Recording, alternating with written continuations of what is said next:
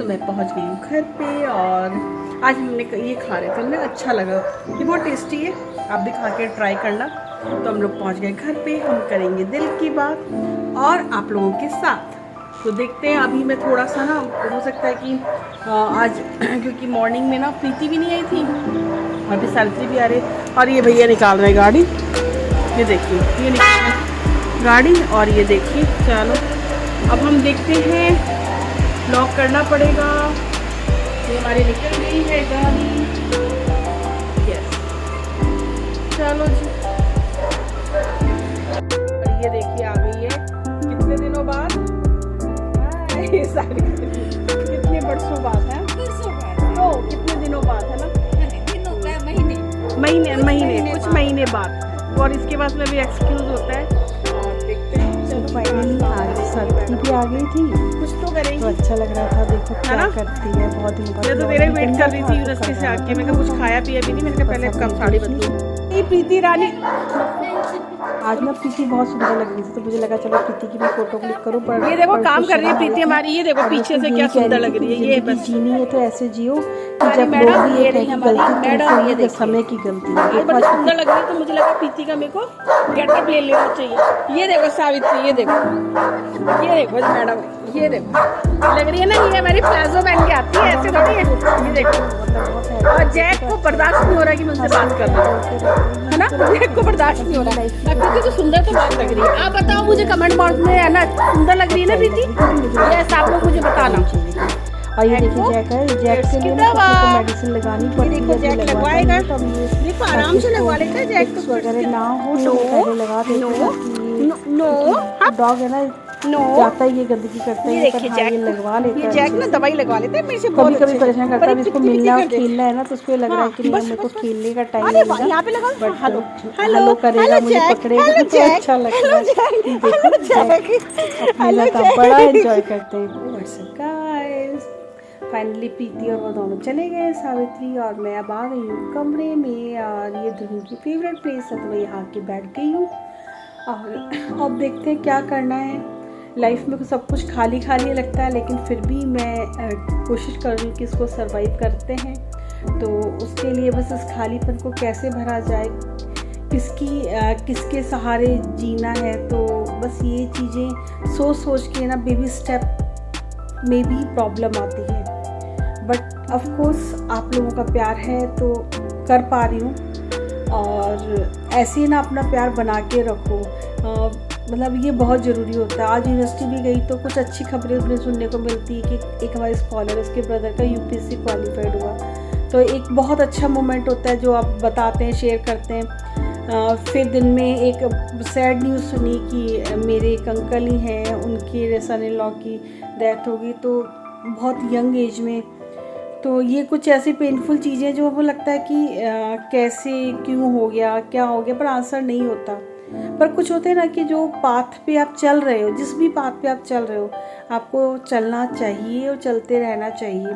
लोग क्या कहते हैं, क्यों कहते हैं, क्या करते हैं, आप बस चलते रहो। आपको किसी, क्योंकि आप सही हो ना, तो आपको किसी का आंसर देने की ज़रूरत नहीं है।